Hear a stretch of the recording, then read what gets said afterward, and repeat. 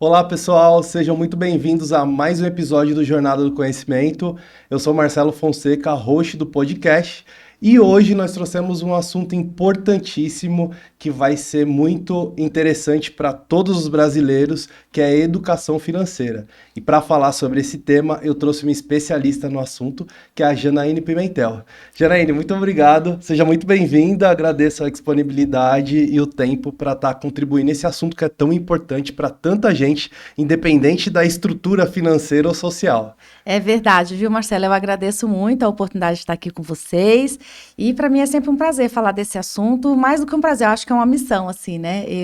Através da Moneta, que é a minha empresa, eu defini como missão de vida ajudar as pessoas a viverem melhor com dinheiro, né? E aí não tem a ver com quanto elas ganham, mas o que elas fazem, enfim. A gente vai falar dessas coisas aqui. Muito Eu bom. agradeço, viu? Eu que agradeço. Janaíne, para começar, fala um pouquinho de você, o que você faz, qual que é a sua formação, o que aconteceu na sua trajetória que fez você chegar até esse caminho de orientar e ajudar as pessoas a lidar melhor com o dinheiro. Então, Marcela, é bem interessante, né? A minha formação é na área de administração de instituições cooperativas, né? Que já é uma área que visa também um bem-estar econômico das pessoas, né? O cooperativismo busca muito isso, né? E eu fui trabalhar com cooperativas de crédito, cooperativas financeiras, logo que eu me formei. E nas cooperativas financeiras, elas são como instituições bancárias, mas no modelo econômico de cooperativa. E eu falava assim, gente, que coisa interessante, né? Eu convivia com pessoas, atendia pessoas lá na nossa agência que ganhavam pouco e tinham uma vida financeira boa, e outras que ganhavam muito e tinham descontrole, outras que ganhavam pouco e tinham descontrole, enfim.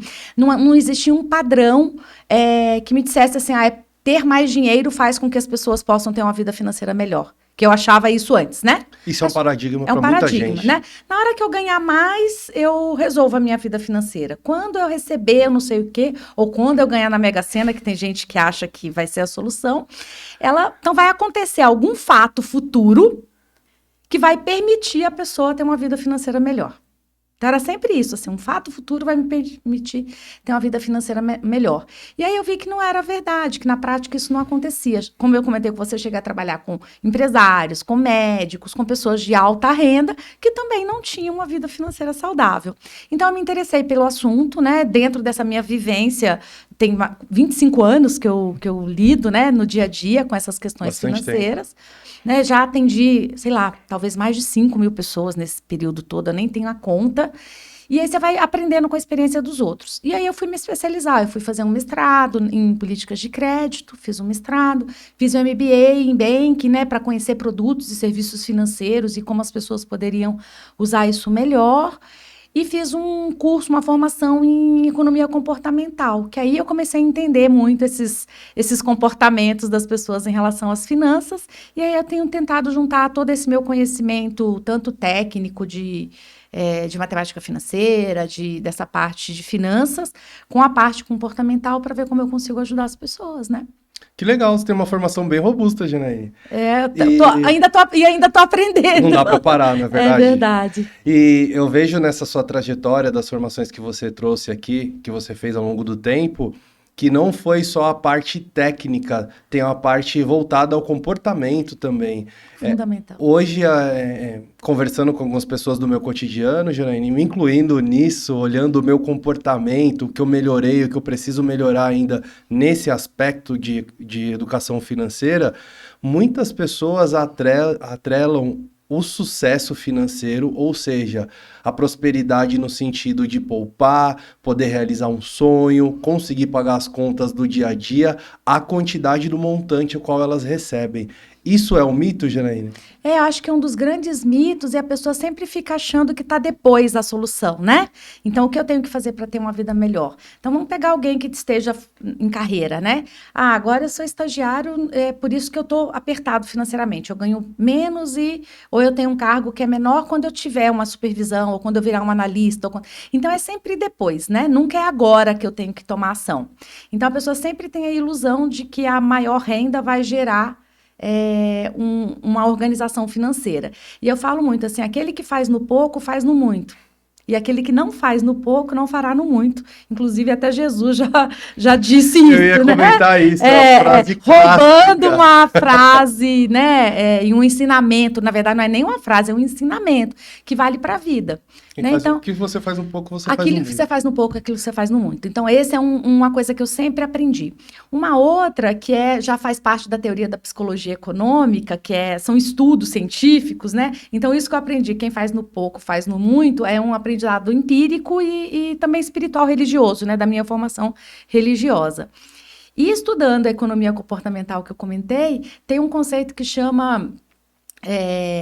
que o brasileiro, não só o brasileiro, né? Isso é mundial, tá? Tanto que o psicólogo que desenvolveu essa teoria é americano. Ele fala que as pessoas têm uma crença infundada na capacidade de autocontrole futuro. Isso não vale só para as finanças. Então, guardem essa frase. Crença infundada na capacidade de autocontrole futuro. Então, eu sempre acho que na segunda-feira eu consigo começar a dieta. Procrastinação pura. Semana que vem eu mudo a minha alimentação. Na outra semana eu começo a correr ou fazer uma atividade física que eu gosto. Quando eu receber o meu 13º, eu pago as minhas contas e ano que vem eu começo a organizar, eu começo a guardar dinheiro. Quando eu sair da empresa, eu vou pegar minha rescisão e vou resolver a minha vida. Então, assim, a pessoa sempre atrela a capacidade dela ao futuro. Aí eu digo para você, se você não consegue fazer isso hoje, você vai conseguir fazer no futuro? Se você não controla o seu hoje, você vai controlar o futuro. Então, assim, você quer começar a fazer atividade física? Começa hoje. Mas eu quero correr. Desculpa, você não vai conseguir correr hoje. Que tal se você andar hoje? E andar 1 mês, andar 2 meses. Aí depois você começa a correr. Você quer mudar a sua alimentação? Não adianta pegar uma dieta milagrosa, dessas que você pegou na internet, que fala, isso mudou a minha vida, isso vai mudar a minha vida. Porque você vai fazer 1, 2 dias, talvez você vai fazer 1 semana e aquilo não vai te mudar comportamento. Então, você pode começar a fazer pequenas mudanças. Então, eu vou reduzir a quantidade que eu vou comer, eu vou tirar um pouco de açúcar, enfim. Você faz escolhas possíveis a cada dia e executa. Faz uma escolha pequena e executa. Faz uma escolha pequena e executa. Para a parte financeira, a mesma coisa. E falando dessa parte de escolha pequena para mudar aos poucos, Janaíne, existe um grupo de pessoas que tem uma tendência a ir para os extremos, ou de não fazer nada, ou querer fazer tudo de uma única vez e o mais perfeito possível. E aí vem o efeito rebote. Exatamente. Então, eu não guardo dinheiro, eu não tenho uma cultura de poupar, independente do valor que seja. Vou começar agora. Não, mas eu quero começar com uma previdência, eu quero começar investindo na bolsa. Eu vou fazer um curso de day trade que eu paguei 10 mil reais pro cara, e o cara vai me ensinar como ficar rico na bolsa em um dia. E eu já tô pensando, daqui a 6 meses eu vou sair do trabalho, vou virar trader. Exatamente. E vou ser muito bem sucedido. Mas já sabe quantos % dos traders têm sucesso no day trade? Menos de 5%? Bem menos de 5%. Então, 97,5% das pessoas perdem. Nossa. No máximo, em 2,5% das vezes as pessoas ganham. E as pessoas acham que pagar um curso caríssimo disso é o que vai mudar a vida delas. E esquecem que não, que é esse comportamento diário. Aí a pessoa vive em pêndulo, né? Então, ela vai para um extremo. Aí ela vê que aquilo não deu certo, ela volta para o outro extremo, ela vai para o outro extremo. A mudança constante, ela vai te levar para esse lugar de sucesso. Então, ontem mesmo eu estava conversando, estava eu, meu namorado, o filho dele, meus filhos, e a gente falando sobre pequenos hábitos. Aí ele falou assim, Jana, se a gente tivesse guardado R$100 por mês durante toda a nossa vida de trabalho, quanto a gente teria hoje? Eu falei, pegar 20 anos, que essa conta eu já fiz, uma pessoa que guarde R$100 por mês vai ter uns 150, 180 mil hoje. Quantas pessoas que você conhece que já trabalham há 20 anos que tem 180, 200 mil guardado?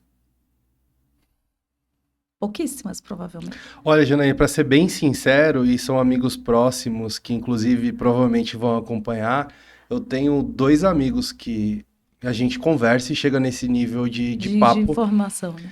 Que guardam a minha amiga Bia e meu amigo Alex. Que desde Tem que a gente hábito. se conheceu, um na época de escola e a Bia na época da faculdade, a gente conversa e eles falam de guardar, de se preocupar com guardar, de poupar.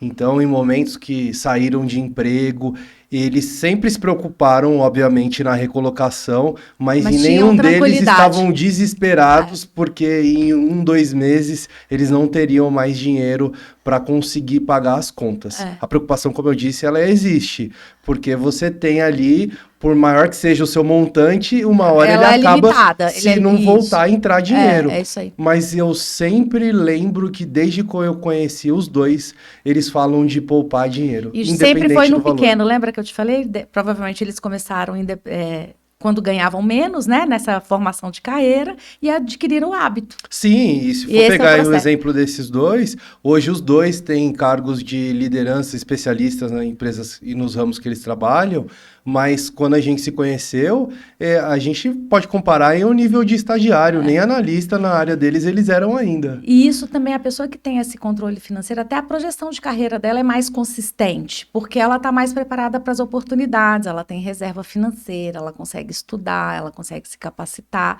ela tem menos problemas emocionais ligadas a problemas financeiros, né? Então, a questão do estresse, né? Dessa preocupação de como eu vou pagar as contas, não é uma limitação para o desenvolvimento delas. Isso não limita, né? A produtividade delas, né? Então, a gente pode entender que a questão financeira, Janaína, ela é uma base, um pilar que reflete em todas as áreas da nossa vida. Em todas as áreas da vida. Saúde, trabalho, relações sociais. E voltando no exemplo de ter 150, 200 mil reais, que parece algo inatingível para a maioria dos brasileiros, eu conheço muita gente que gasta esses 100 reais por mês com bobagens que eu digo assim, com coisas que não vão agregar valor para a vida dela no momento, e são incapazes de colocar isso na poupança. Porque quando elas colocam um mês e aquilo rende R$1, elas se sentem frustradas, porque elas já queriam colocar 100 reais e fazer igual o cara que eu vi na internet falando que multiplicou o dinheiro em um mês.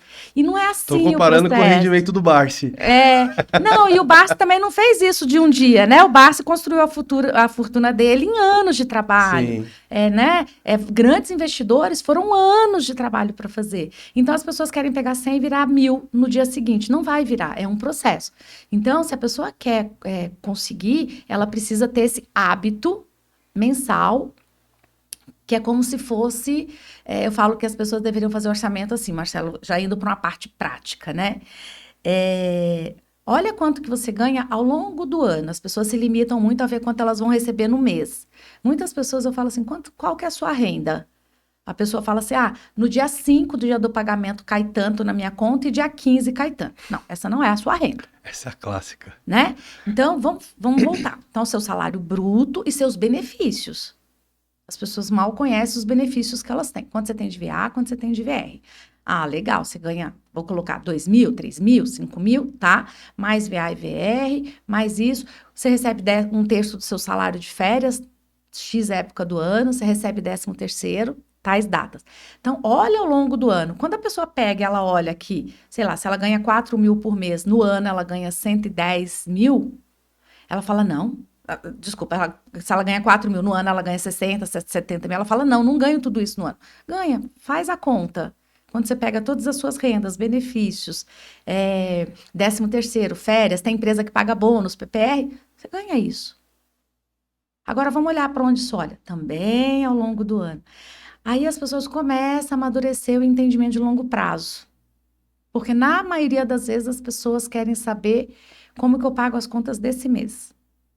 E fazendo um gancho que você comentou, que muitas pessoas eventualmente podem gastar 100 reais com coisas que não vão fazer ela prosperar financeiramente. E não vão agregar nem para a vida, nem para o momento presente agrega, né? Essa mesma pessoa que está criticando, e talvez muita gente que está nos assistindo vai se identificar, pega o exemplo das assinaturas de hoje. Você pega a Disney Plus, Apple TV, Netflix, Amazon e as plataformas de áudio como o Spotify, entre outros. Se você juntar essas, dependendo do plano, talvez o mais simples, se eu estiver enganado, você não vai gastar menos que 150 reais por mês. E as pessoas, quando você pergunta, quando a gente vai fazer orçamento, é isso que acaba acontecendo.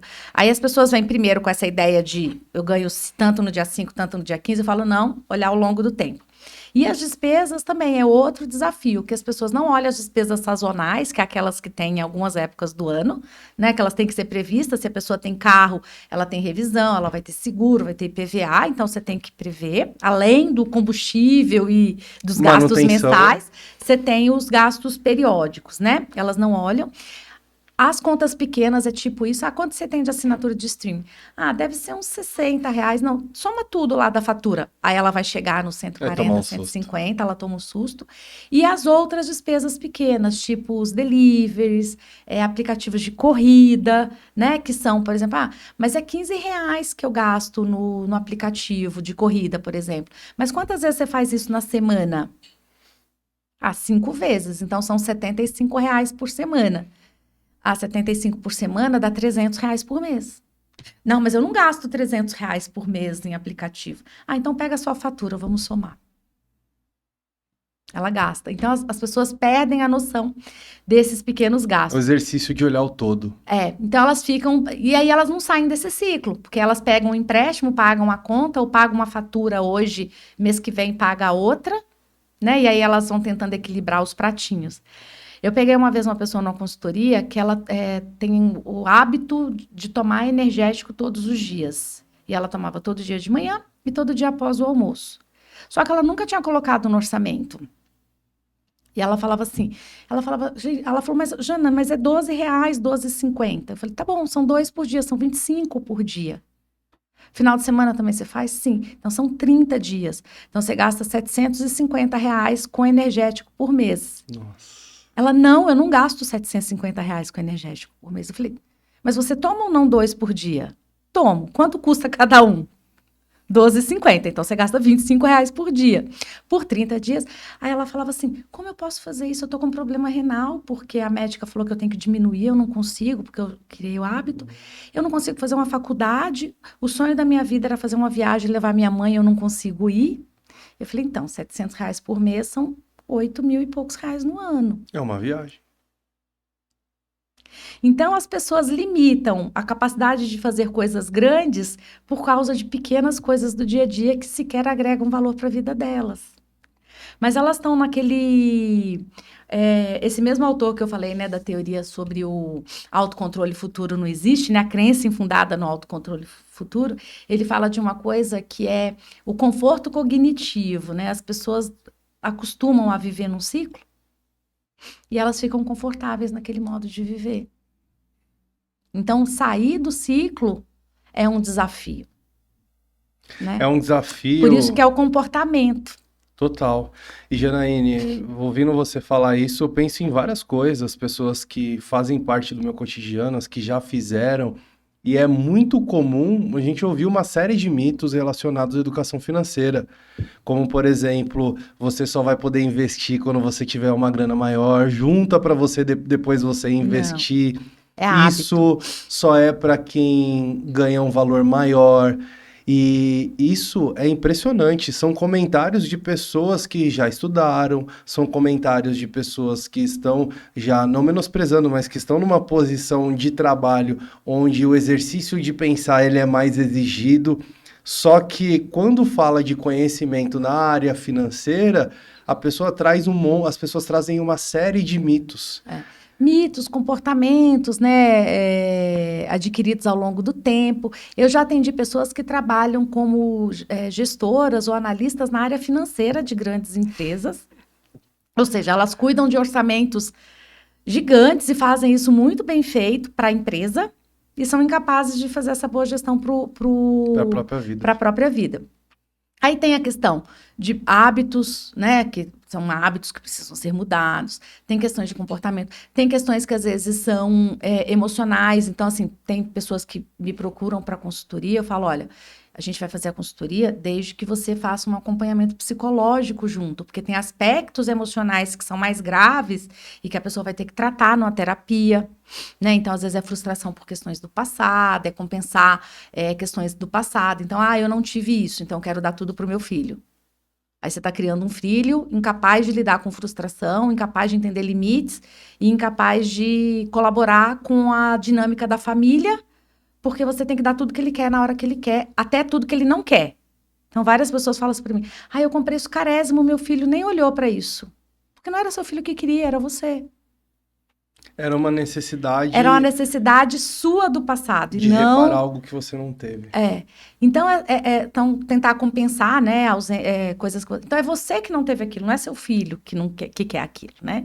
Então, a gente tem que ir para um lado, às vezes até de um acompanhamento psicológico, para que a consultoria flua, para que a vida financeira flua. Então, tem aspectos de hábitos, de comportamentos, de traumas, e tem questões, e tem um outro fator, que é a gente não ter educação financeira na escola. A gente não teve, as novas gerações estão começando a ter, né? Agora a educação financeira já faz parte do currículo do MEC, né? Então espera-se que as escolas tragam isso para as crianças de várias maneiras, mas a gente não teve lá atrás. Então a gente tem que corrigir isso como? Aprendendo agora. Então a gente não teve essa instrução sobre como lidar com as finanças.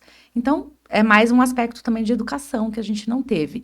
E aquilo que eu comentei com você também um pouquinho antes, que é a gente viveu um período inflacionário muito grande na década de 80 no Brasil.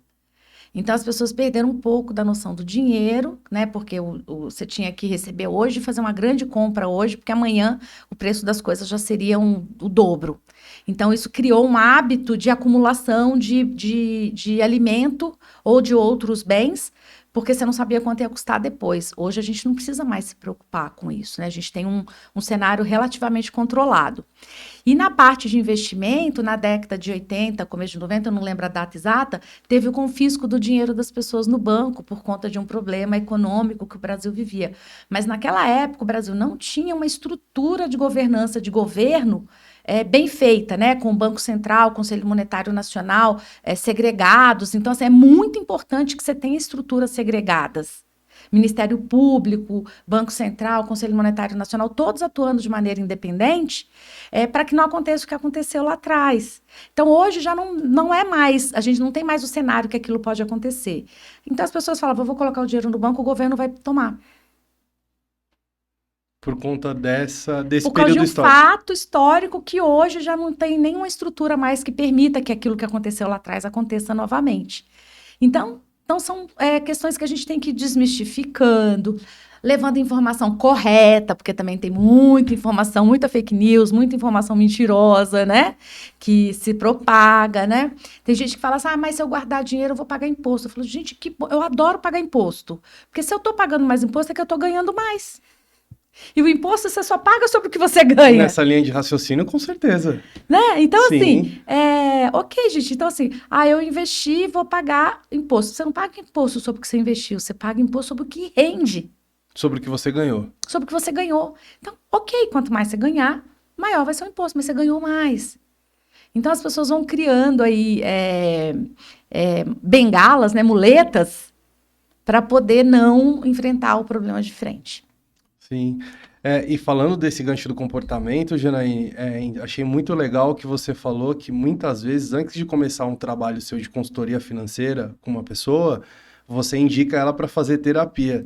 Então, o quanto isso está ancorado no comportamento, como já foi dito desde o início da nossa conversa. E se a pessoa tiver problemas que vieram de base, questões não resolvidas da infância, da adolescência ou do período que seja, só a consultoria financeira não vai ser tão efetiva. Ela precisa de um outro cuidado com a saúde emocional de uma forma mais ampla, com um profissional específico, para após resolver isso, ela conseguir ter o acompanhamento e proporcionar um resultado melhor. Exatamente isso que acontece. Então, as pessoas elas não são só uma coisa, né? Elas têm questões culturais, emocionais, de estrutura familiar, né? Então, a gente tem que levar tudo isso em consideração.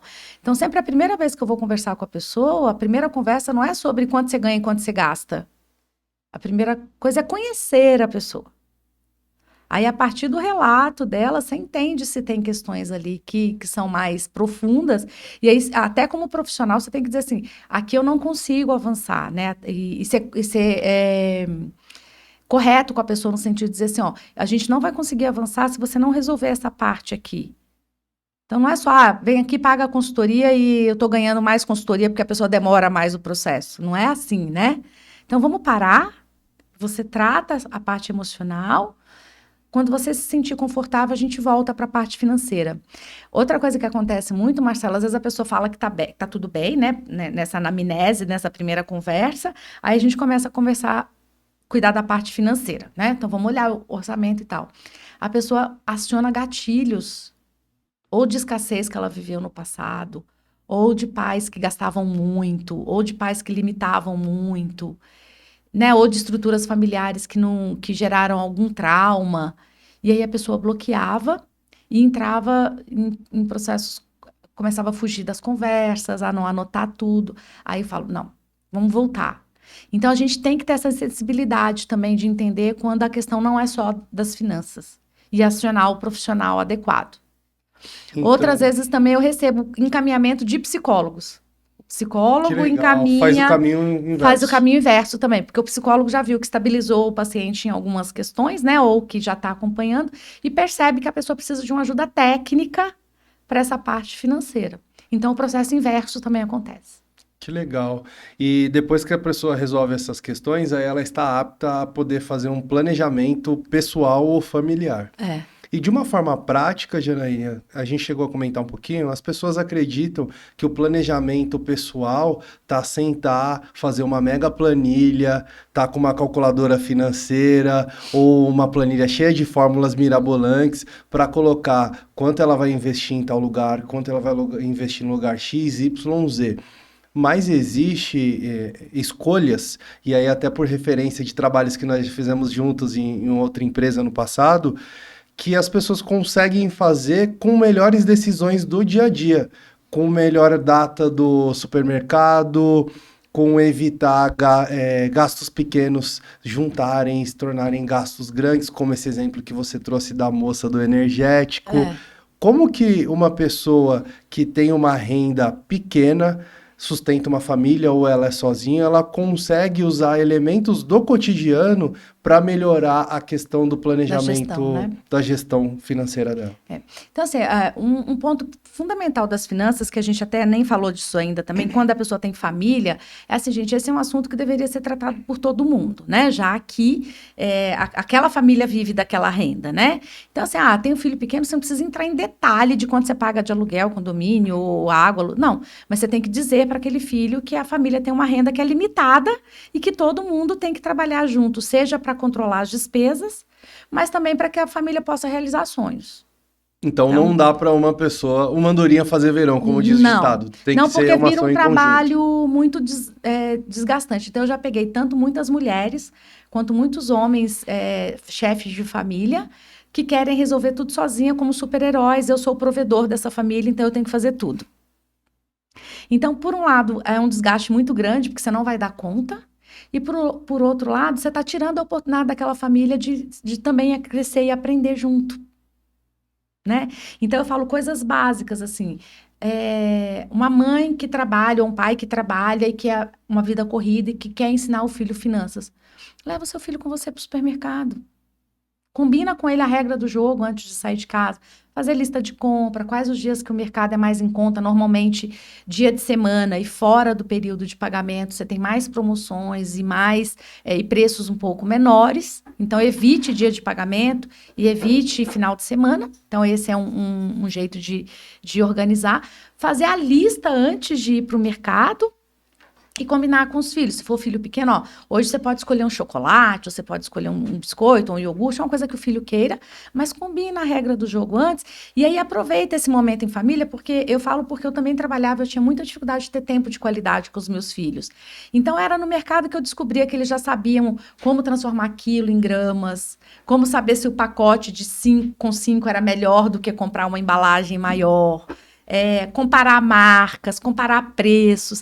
Então, o mercado pode virar uma oportunidade de convívio familiar e de aprendizado, da criança testar que aquilo que ela aprendeu na escola está funcionando ali no mercado. Então, ela vai ler rótulo, ela vai ver o preço das coisas, ela vai comparar produto. Então, assim, meus filhos com 12, 13 anos, eles já eram capazes de ir no mercado e fazer uma compra sozinhos. Muito provavelmente o mercado vai ser o lugar da vida prática que você vai fazer conversão de medida. Não é? É verdade. Ou conversão de preço, ou comparar, né, aquilo que é mais vantajoso. Então, gente, não precisa ser um problema. O mercado pode ser uma solução. E para as famílias com renda um pouco menor, igual você comentou, que às vezes é mais difícil esticar esse dinheiro para funcionar, a alimentação é um dos grandes ofensores do orçamento, né? Ela, percentualmente falando, né? Então, uma família que ganha menos, a alimentação vai pesar mais no orçamento para ela do que uma família que ganha mais. Então, ali é uma grande oportunidade. Não só de você mostrar lá o lado prático daquilo que os filhos estão aprendendo na escola, você ter um tempo de qualidade com seus filhos, porque na correria às vezes a gente não consegue, e ao mesmo tempo você ensinar a educação financeira para eles, que eles vão levar isso pro resto da vida. E os ensinamentos desse planejamento para se alimentar melhor, consequentemente comprar melhor, melhor data, toda essa logística, são conhecimentos básicos que a gente pode transportar para as outras áreas da vida que envolvem dinheiro. Total. Então, a pessoa começa sempre com isso, aquilo que eu já comecei, né? Olha quanto você ganha, converse em casa, né? Traga o assunto e coloca todo mundo no jogo. Né? Envolver todo mundo que faz parte da sua família faz toda a diferença. Faz toda a diferença. É o pontapé então, como inicial. todo mundo pode auxiliar? Orçamento com visão de, se possível, de longo prazo, 1 ano. Então, quanto eu vou ganhar nos próximos 12 meses, incluindo férias, 13º. Eu peguei uma consultoria agora que o rapaz falou assim... o problema todo é que a empresa esse mês só depositou tanto do meu salário. Nossa, que estranho, a empresa só depositou tanto do seu salário, né? Mas deixa eu entender. Aí que eu tava de férias mês passado. Aí eu falei, que bom, a empresa adiantou, né? A empresa te deu 1/3 de férias e ainda adiantou o seu salário.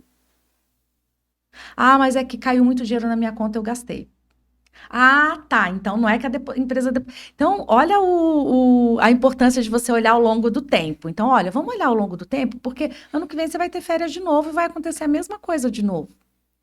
Se você não souber que aquilo que está caindo é o dinheiro das férias, que ele foi antecipado junto com o salário desse mês, você vai ter problemas ano que vem de novo. Então, vamos aprender para não passar de novo. Então, olhar ao longo do tempo. As despesas também, você olhar elas ao longo do tempo, e tentar perceber essas despesas pequenas, porque elas fazem muita diferença. Então, falei do energético, aplicativo de comida, aplicativo de transporte, né? Então, pequenos hábitos que você deve mapear para entender o peso que eles têm no orçamento do mês, né? Também. E definir prioridades. Agora, o que a pessoa vai usar? Se é uma planilha super elaborada, se é um aplicativo ou se é um caderninho de anotação, não importa. É o entendimento que ferramenta não muda o comportamento. O comportamento é o principal. O comportamento é o principal. Então, eu já vi pessoas que anotam no caderno e que têm um controle muito melhor do que quem faz uma planilha mega elaborada, mas não conta a verdade para a planilha. Porque não adianta você fazer a planilha se você não contar a verdade para ela. Ela só compila dados. Se você... não... Então, por exemplo, um erro comum que as pessoas têm, Marcelo, no orçamento. Quando eu falo assim, quanto você gasta por mês? Qual que são as suas despesas? As pessoas falam assim, a culpa das minhas dívidas é o cartão de crédito.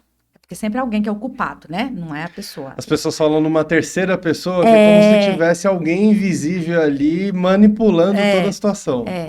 Tanto que eu gosto muito desse livro, que deixa eu aproveitar e começar a falar legal. de dicas de livro. O que você trouxe aí? Os Delírios de Consumo de Beck Bloom. Tem até o filme. Legal, que não também ouvi dá falar ainda. Tem o filme também. Ela é uma pessoa totalmente descontrolada com cartão de crédito. E ela acha que a culpa é do cartão. Então, a fatura do cartão chega, ela fala assim, não, eu não comprei tudo isso, eu não gastei tudo isso. Então, dica para quem tem problema com cartão de crédito, assiste o filme ou lê o livro.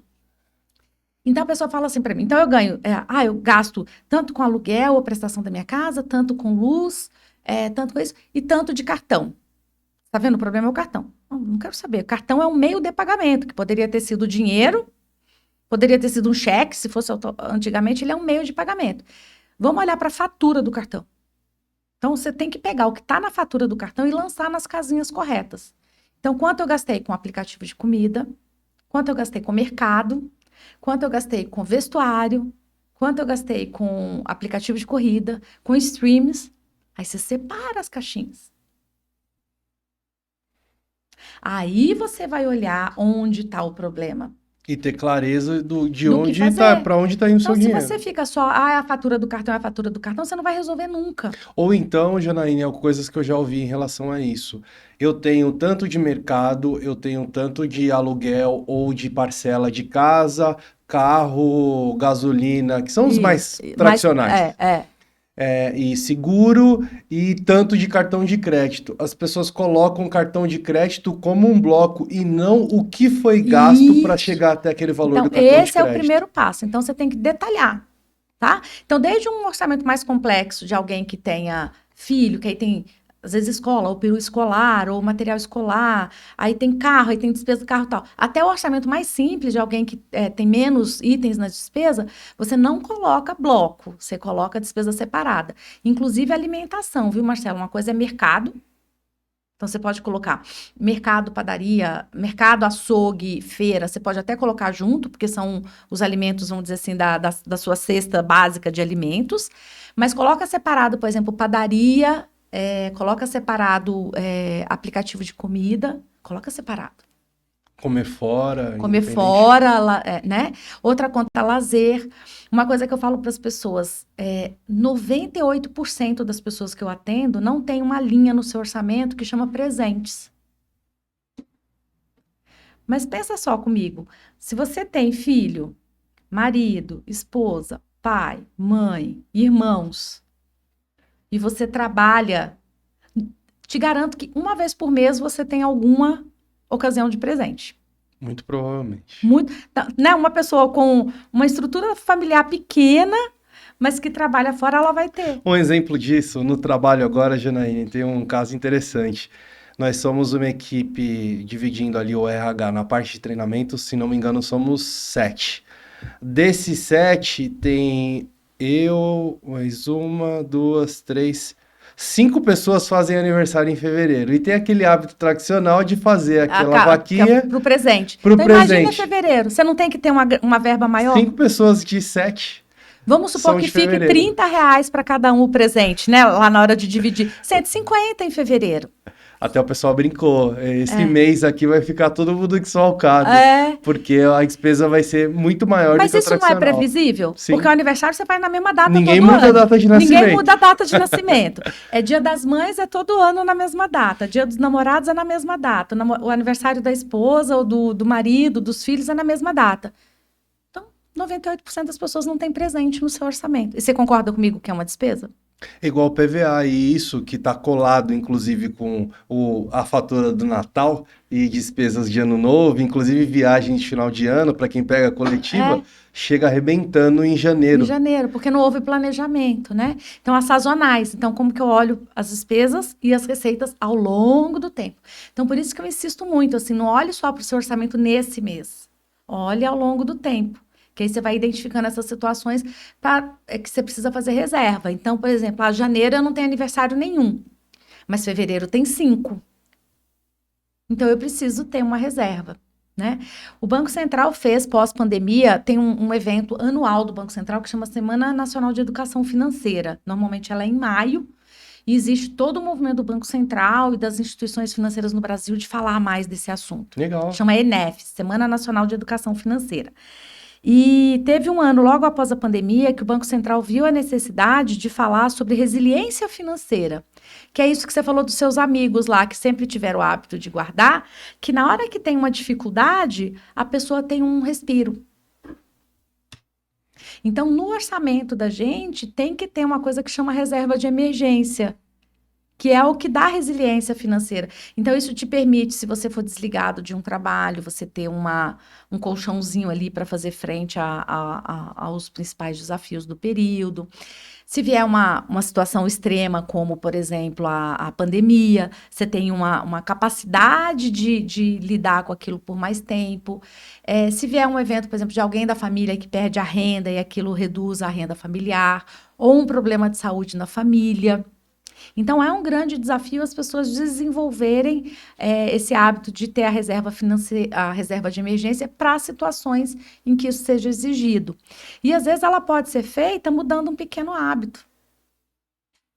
Então, ao invés de eu pedir pizza toda semana, eu peço 3 vezes no mês, ou seja, eu continuei tendo um prazer importante para mim, para minha família, que é pedir a pizza, mas com uma pizza eu posso criar uma reserva de emergência. É muito importante isso que você trouxe, Janaína, porque Pode em momento algum está sendo dito para ir para o extremo de se abster ou de fazer muito. É de organizar, primeiro ter um panorama geral de como está a sua vida, linha por linha, conversar, instruir entre as pessoas que fazem parte da sua casa, para na hora de criar um plano de ação, você organizar o que pode ser reduzido, eventualmente o que pode ser retirado, mas do que pode ser reduzido. Será que eu vou comer pizza sexta e domingo? Não pode ser só sexta e depois o próximo passo é ser a cada quinzena e manter? E se eu tenho filhos pequenos, e se eu aprendesse a fazer pizza, a gente fizesse junto em casa e aproveitasse aquilo que sobrou na geladeira para fazer um recheio?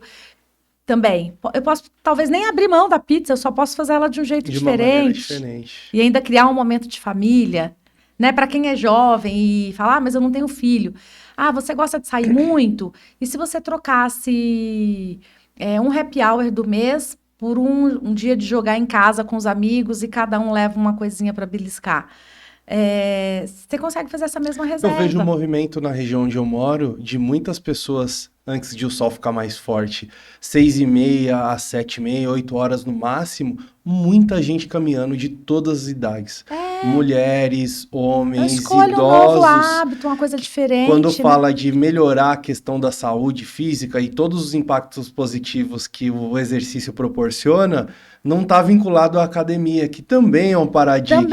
Eu só posso fazer atividade física se eu pagar. Não, você pode fazer na rua. Né? E olha só como o comportamento e a perspectiva vai longe, Janaína. Eu treino há muitos anos na mesma academia e é uma academia simples, vamos chamar assim, uma academia de bairro. Não é uma academia de grande rede e nem uma dessas novas que tem uma grande estrutura com investimentos milionários.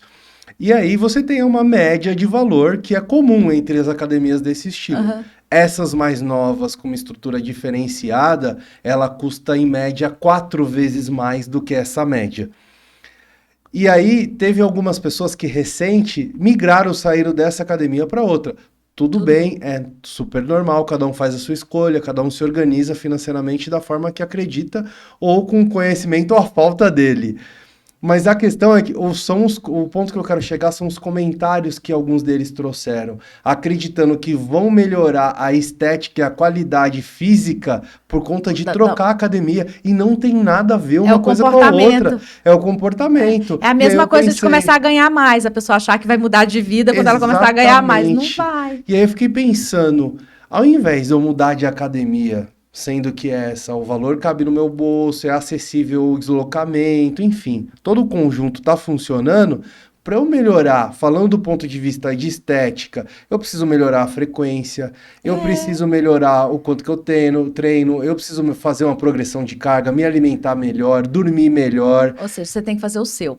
Eu tenho que fazer o meu. Essa evolução não está relacionada à estrutura do equipamento, mas é uma atividade de casa, é uma atividade individual. É uma escolha individual, né? Eu fico pensando o quanto que, espero que não aconteça, mas o quanto esses colegas que migraram para outra academia, eles vão se frustrar por achar que o equipamento que veio dos Estados Unidos, que é novo, exclusivo, que tem a luzinha azul ou vermelha na academia, vai fazer diferente. Vai fazer diferença. Se ela não mudar a postura ou o comportamento, ela vai continuar no mesmo processo que ela já estava. E o paralelo com a vida financeira é a mesma coisa.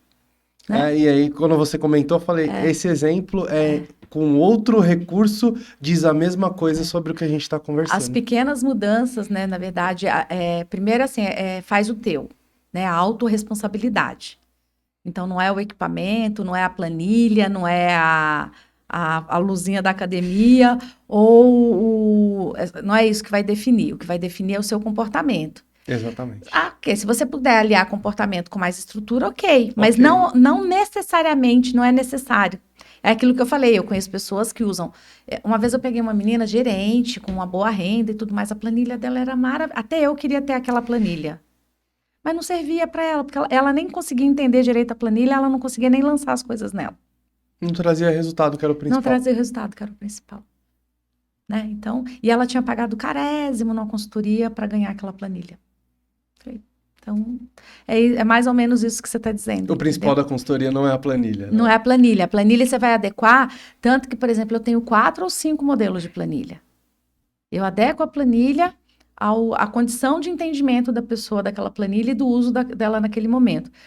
E às vezes até pessoas que já têm bastante conhecimento de Excel, a gente começa pela básica, que é onde você tem que olhar para as coisas. Depois você vai para a avançada, que gera gráficos, que te ajuda a pensar em onde investir. Gente, onde investir para começar? Em qualquer coisa. Só em título de capitalização que não. PIC, título de capitalização, não. Mas poupança, você consegue fazer poupança? Faz. E nem Você jogos consegue... de backs, Nem porque jogos o básico e precisa, o óbvio precisa ser dito. Jogos e apostas não é investimento. Você pode ter uma linha no seu orçamento mensal dizendo assim, jogos e apostas. É uma linha de despesa. Ela não é uma linha de investimento. O jogo ele vai entrar no despesa / entretenimento. Ele Não é investimento e retorno financeiro. Não é investimento e retorno financeiro. Aí, na linha de investimento, você pode... Eu começo com o quê? Você consegue começar com poupança? Consigo, então comece. Consegue começar com R$50 por mês? Consigo, então comece. Então, poupança R$50 por mês. Opa, eu vi aqui o negócio do Tesouro Direto, achei legal. Então tá bom, vi um CDB, vi isso. Aí, à medida que você for tendo conhecimento, você vai ampliando e vai dizendo assim, tantos por cento eu vou colocar nisso, ou naquilo, vou buscar outras coisas. Mas comece fazendo o básico bem feito. Né? E aí você vai acrescentando as outras coisas. Vai evoluindo ao tempo. A gente falou do básico de estrutura, Janaíne, mas tem uma condição que eu acredito que esteja presente em muitas famílias. Até se você souber o número para compartilhar com a gente, no número de endividamento dos brasileiros e quem está no grupo dos endividados, se o caminho... Como que é o caminho que essa pessoa deve ter, que se... Ao mesmo tempo que ela tem que mudar alguns hábitos, a mentalidade, evoluir em vários aspectos, ela tem o problema de crédito na praça. Como equilibrar isso? Tá. Então, assim, o endividamento, primeiro, a gente tem alguns dados no Brasil, tem bastante acompanhamento. Hoje, assim, 77% dos brasileiros têm alguma dívida. Só que a gente precisa separar uma coisa que é muito importante. Ter dívidas não é problema, até porque a gente não tem renda suficiente para de imediato conseguir sonhos importantes, como uma casa, um carro, ou para lidar com alguma situação de adversidade que a gente viva. Então, não tem problema as pessoas terem empréstimo. O empréstimo é um crédito que você recebe para antecipar ou para resolver algum problema. Não tem problema. O problema é o superendividamento. O que é o superendividamento? Quando você tem um endividamento que compromete a sua capacidade financeira. Então, aí é o problema.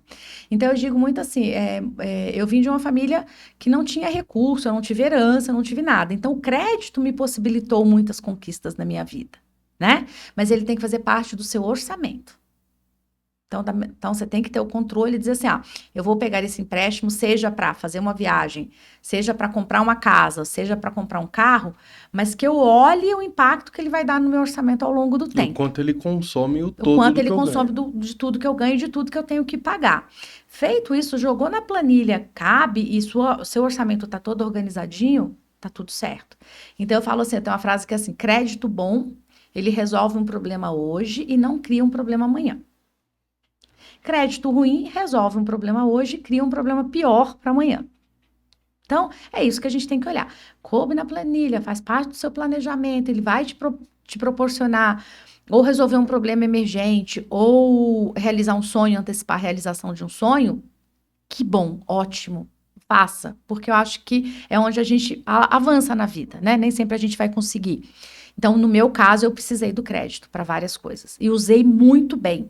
Né? E se precisar novamente, eu usaria. Não então, tem problema. O crédito não é ruim. Não, igual o cartão de crédito. Ele não é ruim. O problema não é o crédito ou o cartão. É como você utiliza. É como você utiliza. Então, não tem problema. Primeiro, esclarecimento. O segundo é o superendividamento. Cara, eu tô muito endividado. O problema todo é que eu tenho. Gente, eu peguei uma pessoa uma vez que ela tinha 70 compras parceladas em 3 ou 4 cartões de crédito diferentes. 70 linhas diferentes de compra? De compras. Quando juntava os 3 ou 4 cartões. E ela nunca tinha parado para olhar. É esse ponto que eu queria dizer. Agora, estou endividado, você tem que olhar para a sua dívida e encarar ela de frente. O que é encarar de frente? Lista tudo.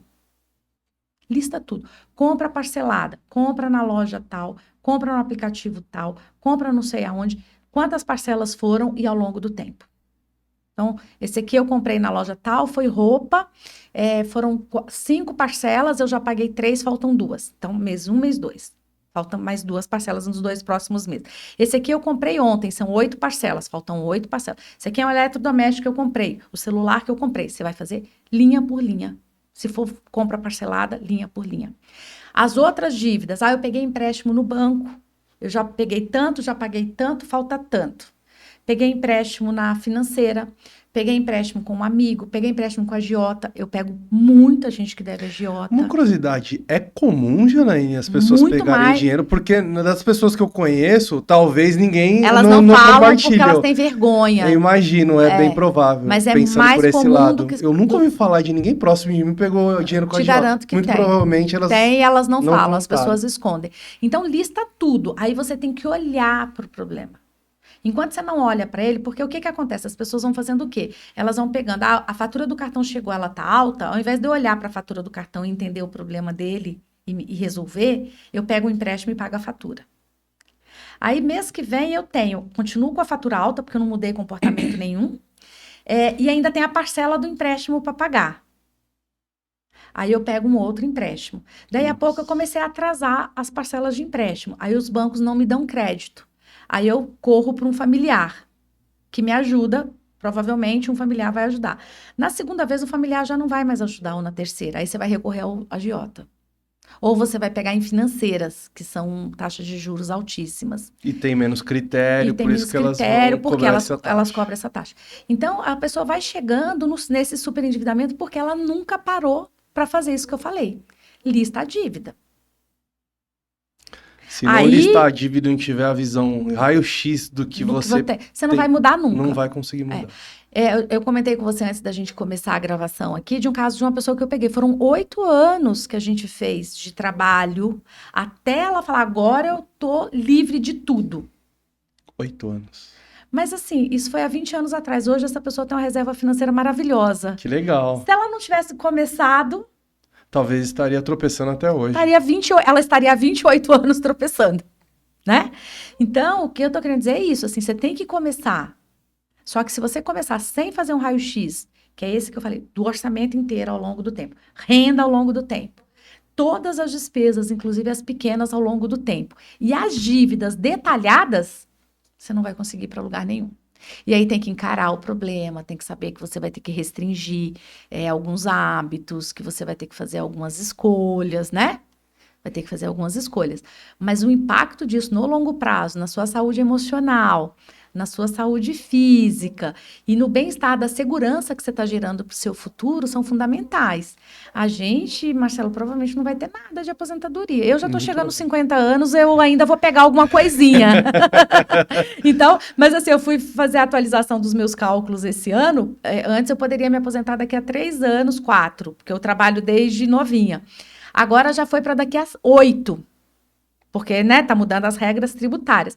Provavelmente eu vou conseguir me aposentar daqui a 10 ou 15 anos só. Era para ser daqui a 3, Sendo otimista, se não mudar nada se até não lá. mudar, com redução ainda do valor que eu vou ter de direito de receber. Então, a gente não pode contar com a aposentadoria lá para frente, né? Então, como eu crio uma reserva financeira que me permita ter uma jornada? A gente vai viver mais tempo, né? As gerações atuais vivem 80, 90 anos. Então, como eu vou ter essa longevidade com alguma qualidade? Esse é um ponto muito interessante, porque a população está envelhecendo, está sendo mais longeva, ao mesmo tempo, os comportamentos em relação ao dinheiro que geram impacto em todas essas outras áreas da vida, eles não mudaram. E então, essa conta não fecha. Então, você tem que mudar tanto os seus hábitos físicos, né, ter mais qualidade de vida, né, dormir melhor e tal, uma série de questões relacionadas à saúde física para essa longevidade, mas você também tem que cuidar da sua saúde financeira para essa longevidade, porque você vai ter que viver mais tempo com uma aposentadoria que provavelmente vai ser metade da renda que você tem hoje, ou muito menos. Né? E olhar também para essa questão, porque se você conseguir manter uma rotina boa de alimentação, bons cuidados com a sua parte emocional, a saúde de uma maneira geral, e descuidar da parte financeira, em algum momento isso vai gerar um problema. Literalmente a conta vai chegar.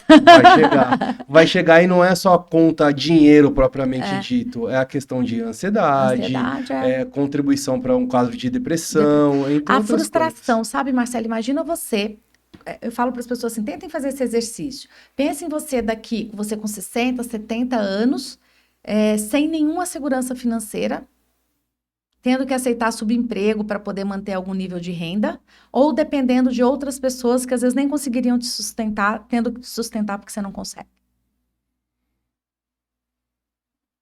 É um cenário difícil. Então, olha para daqui, 20, 30 anos isso acontecendo. Tá, o que dá para você fazer hoje? Lembra que eu falei daqueles R$100 por mês que vira lá 150, 180 mil? E se você tivesse uma reservinha de 180 mil? Opa, olha como já mudou. Então, o que você tem de controle? Então, você não pode mudar as coisas, mas você pode mudar o seu comportamento que vai te permitir ter uma nova situação lá na frente. Tá, então eu vou olhar para o meu orçamento, ver onde eu consigo guardar 100. E se eu conseguisse guardar 200? Olha como já mudou, né? Então, a gente vai fazendo essas escolhas. Mas eu tenho que entender que vai ter longevidade e que eu vou ter menos aposentadoria. Então, eu tenho que estar informada, eu tenho que ter consciência disso, né? Aquele pensamento de eu não sei se eu vou estar aqui amanhã, a questão é que você pode estar aqui amanhã. Aliás, você não sabe, a chance maior é que você esteja aqui amanhã. É bem maior. Estatisticamente falando, a chance é que você esteja aqui amanhã. Eventualmente, você pode não estar, mas a maior certeza é que você vai estar. Com certeza. Né? Quem tá gostando desse nosso papo, Janaíne, quer entender um pouco mais, qual que é o caminho que você indica para a pessoa buscar mais conhecimento? Indo nessa linha do básico, de mudar a mentalidade, de conhecer um pouco mais tecnicamente, de ter essa visão geral de tudo que gasta, qual o percentual que eu uso para pagar minhas dívidas e para as outras partes da minha vida, qual que é o caminho? Você trouxe alguns livros, já falou de um pra gente. Legal.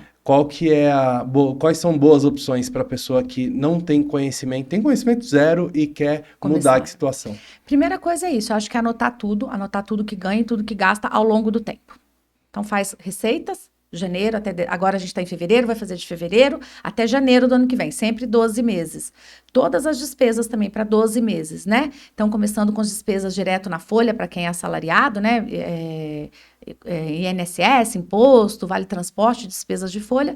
Depois, despesas de casa. Depois, despesas de vestuário, streams, lazer, entretenimento. Então, vai listando todas as despesas. E dívidas parceladas, lista tudo. Então, primeiro é conhecer a sua realidade. Né? Então, cada um vai ter uma planilha diferente, porque cada um tem uma vida diferente. Tem gente que fala assim para mim, já me falaram que eu tenho que guardar tanto, ou eu posso ter tanto de prestação. Eu falo muito, depende muito do momento de vida e da estrutura de vida da família. Então, por exemplo, um jovem solteiro, uma jovem solteira que mora com os pais e que não tem grandes despesas, pode dispor de um percentual maior para investir, por exemplo. Né? Um pai, uma mãe de família que tem filhos, que tem, né, várias coisas para fazer, talvez não consiga dispor do mesmo percentual que um jovem. Então, por isso que não tem regra definitiva para todo mundo. Porque cada um tem uma estrutura. Cada um tem uma estrutura, um estilo de vida e está num momento de vida, né? Então, esse jovem hoje que pode talvez guardar 30%, 40% da renda, quando tiver família e tal, vai poder guardar menos, né? Então, é um momento de vida ou a estrutura de vida, tá? Então, para guardar, não depende desse momento e dessa estrutura de vida, mas nós já vamos falar de uma regra que é básica, tá? Do guardar. Para gastar, existe um estudo que você deveria comprometer no máximo 30% da sua renda com prestações, com compras parceladas ou prestações que seja financiamento da casa, do carro e tudo mais. Então, de 30% a 35% seria saudável. Mas se você pegar, por exemplo, um casal em que o marido paga as despesas de casa e a esposa paga as prestações da família, casa, carro e tal, ela pode comprometer 70% da renda dela. É diferente. Então, por isso que eu estou dizendo. Então, não é... Então, peguem de acordo com a realidade, tá? Mas o ideal é quando você pegar a renda familiar, que seja de 30%, 35%, no máximo 40% comprometido com parcelas, tá bom? Da parte de investimento, é aquilo que eu falei, vai depender muito do estilo de vida de cada um.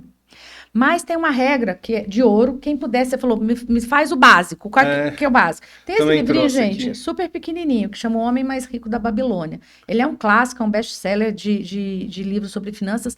É o mais simples, o mais prático e o mais funcional. E o pioneiro sobre educação financeira. É um livro de 1924. Então, ele fala assim... guarde 10% de tudo que você ganhar. Se você ganha 1.000, você guarda 10%. Se você ganha 10 mil, você guarda 10%. Se você ganha 100 mil, você guarda 10%. Então, ele fala que o mínimo que você deve guardar todo mês é 10% da sua renda. Para quê? Para essa longevidade que a gente falou. Então, quanto eu vou guardar todo mês? Se vai ser 15% da renda, se vai ser 20%, se vai ser 30%, se vai ser 40% para aquele jovem que eu falei que mora em casa com os pais, não tem problema. Mas 10% todo mundo deveria guardar sempre. Essa é a regra de ouro que ele tem aqui. Esse livro ele tem outras lições maravilhosas, mas se você fizer o que está aqui nele, você não precisa de mais nada. Não precisa contratar curso carésimo de trader, não precisa pagar, não, nada. Outra coisa que eu falo muito é cuidado com o conteúdo, gente. Toda vez que alguém vende algo rápido, fácil, que vai resolver seu problema hoje, você tem que estar com o pé atrás, você tem que desconfiar, porque é um processo de construção. Então, tem muito conteúdo bom na internet, só cuidado com essas vendas milagrosas, com esses efeitos milagrosos, tá? Para as mulheres, eu gosto muito de sugerir esse livro, é uma amiga minha, a Lúcia Stradiotti, é uma autora que eu gosto muito, é uma amiga minha, que ela fez um livro muito sobre para as mulheres, né? Que chama Dinheiro e Vida em Equilíbrio, né? Porque a gente está vendo aí cada vez mais as mulheres com muita responsabilidade em relação à família, e também sendo muito cobradas em relação ao trabalho, em relação à estética, em relação a uma série de questões. E a dificuldade, o desafio que é também para as mulheres lidarem com suas finanças de uma maneira equilibrada. Serve para homens também, né? Mas ela conta bastante do processo dela também, pessoal, e do processo de muitas mulheres, né? Então, eu gosto muito desse livro e eu acho que vale a pena a leitura aqui para quem gostar, tá? Dinheiro e Vida em Equilíbrio, da Lúcia Stradiotti, que ela trabalha bastante a questão de comportamento. Muito bom, Janaína. Tá bom? São ótimas indicações, já ajuda a dar um norte, fora a recomendação do cuidado com conteúdos da internet no sentido de vendas mirabolantes que vão resolver seu problema do dia para a noite, como tem em todo nicho, para idioma, para emagrecimento, então tem que tomar bastante cuidado com os extremos. A gente não vai resolver um problema que veio lá atrás, da base da família, que é cultural, que você carregou, educacional, com uma planilha, com uma palestra. Todos esses são importantes, mas eles são parte de um todo que tem como principal a mudança de comportamento e a do hábito. E a autorresponsabilidade. Então, assim, acho que duas coisas, se eu pudesse, a gente acho que já está encerrando, né? Se eu puder falar para as pessoas duas coisas que elas precisam fazer, primeiro é a autorresponsabilidade, é o que eu vou fazer. Não importa se meu marido vai, se minha esposa vai, se meu filho vai, eu vou fazer o que eu vou fazer para mudar. Então, é a autorresponsabilidade, fazer o teu. O outro é essa questão de não achar que é só no futuro que você vai ter condições de fazer. O que eu vou fazer? Hoje. O futuro é o reflexo do que a gente faz no dia a dia. Então, eu acho que são os pontos principais. Então, faz o teu e faz agora. Começa agora. Legal. Janaína, muito obrigado pelo papo. Esse é um assunto muito interessante, bem amplo. Dependendo da linha que a gente escolhe, dá para ter uma conversa muito mais longa do que nós já tivemos agora. Mas acredito que vai ajudar bastante, vai gerar vários insights para quem está nos acompanhando. E muito obrigado mais uma vez pela sua disponibilidade, por compartilhar todo esse conhecimento. Eu que agradeço, um abraço a todos. Obrigado, Janaína. Pessoal, obrigado pelo acompanhar, por chegar até aqui. Não deixe de se inscrever no canal aqui do Jornada do Conhecimento e acompanhe os próximos episódios. Um abraço. Muito bom!